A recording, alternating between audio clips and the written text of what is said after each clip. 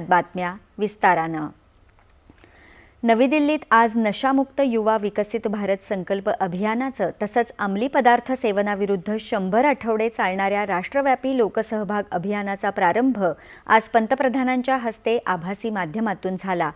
अंमली पदार्थांसारख्या विनाशकारी सवयींपासून कायमचं दूर राहणं अत्यंत आवश्यक असल्याचं सांगत प्रत्येक नागरिकानं आणि विशेषतः आपल्या तरुणांनी या मोहिमेत सहभागी होण्याचं आवाहन पंतप्रधानांनी केलं.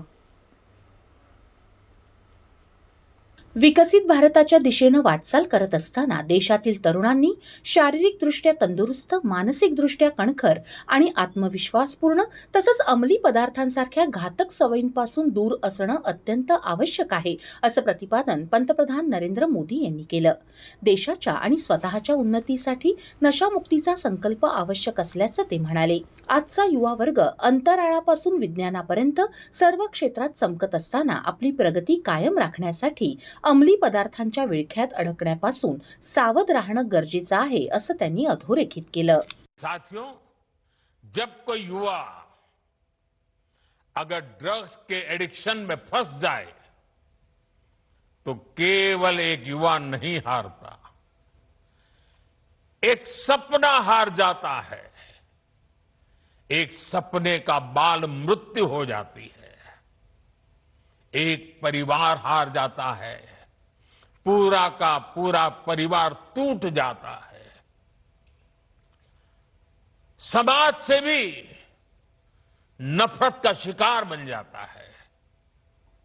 नशा केवल शरीर को नुकसान नहीं पहुंचाता, नशा एक मां की मुस्कान छीन लेता है. अंमली पदार्थांचं व्यसन लोकांना त्यांच्या ध्येयांपासून विचलित करतं आणि त्यांची स्वप्न पूर्ण करण्यापासून दूर नेतं.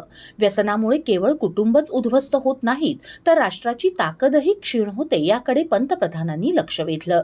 तरुणांना अंमली पदार्थांच्या विळख्यापासून वाचवण्याच्या गरजेवर भर देत व्यसनाचे गंभीर परिणाम तरुणांनी समजून घेतले पाहिजेत, असं ते म्हणाले. सामाजिक बदनामीच्या भीतीपोटी अंमली पदार्थांच्या सेवनाची प्रकरणं लपवू नयेत, असं आवाहन पंतप्रधानांनी कुटुंबांना केलं.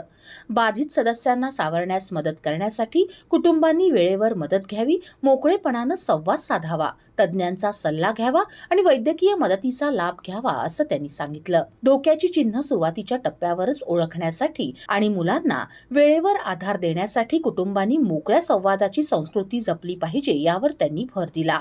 सामाजिक अलिप्तता, असामान्य वर्तन, संवाद टाळणं, उशिरापर्यंत बाहेर राहणं किंवा वारंवार पैशांची मागणी करणं यांसारखे वर्तनातील बदल हे अंमली पदार्थांच्या व्यसनाचे सुरुवातीचे संकेत असू शकतात, असं त्यांनी सांगितलं. शाळा, महाविद्यालय आणि विद्यापीठांमधील शिक्षक आणि प्राध्यापकांनी विद्यार्थ्यांशी अंमली पदार्थांच्या व्यसनामुळे होणाऱ्या धोक्यांविषयी नियमितपणे चर्चा करावी आणि परिसरामध्ये जनजागृती मोहीम राबवावी, असं आवाहन पंतप्रधानांनी केलं. नशामुक्त झालेले तरुण खरे योद्धे असतात. या योद्ध्यांना समाजानं सन्मान आणि संधी दिली पाहिजे, असं ते म्हणाले.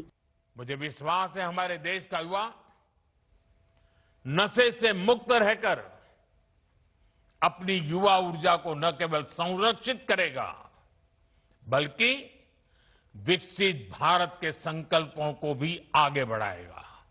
आने वाले 100 दिन में हर एक संगठन एक सप्ताह अपने जिम्मे ले सकता है. अगर 100 सप्ताह हमारे देश के ऐसे आध्यात्मिक, सामाजिक संगठन, युवा संगठन एक एक सप्ताह अपने जिम्मे ले ले और बाकी सारी शक्तियां जुड़े और रविवार को सब मिल करके करें, आप कल्पना कर सकते हैं देश में कितना बड़ा आंदोलन खड़ा हो जाएगा. राष्ट्राची खरी संपत्ती असलेल्या युवकांना अंमली पदार्थांच्या विळख्यात अडकवण्यासाठी शत्रुराष्ट्र करत असलेल्या कारवाया सरकार हाणून पाडत असल्याचं सांगत पंतप्रधानांनी शत्रू राष्ट्रांच्या षडयंत्राकडे लक्ष वेधलं. भारतासारख्या देशाला नष्ट करण्यासाठी आणि नफा कमावण्यासाठी विरोधी देश तरुणांना नशेत ढकलण्याचं दहशतवादी कारस्थान रचत आहेत, असं सांगत सरकार अंमली पदार्थ तस्करांवर कडक कारवाई करत असून हजारो टन अंमली पदार्थ जप्त करून नष्ट केले जात आहेत, असं त्यांनी नमूद केलं. दुश्मन देश भी षड्यंत्र करके हमारे देश के युवाओं को इस नशे की लत में खींचने के लिए कोई कोशिश बाकी नहीं रखते हैं।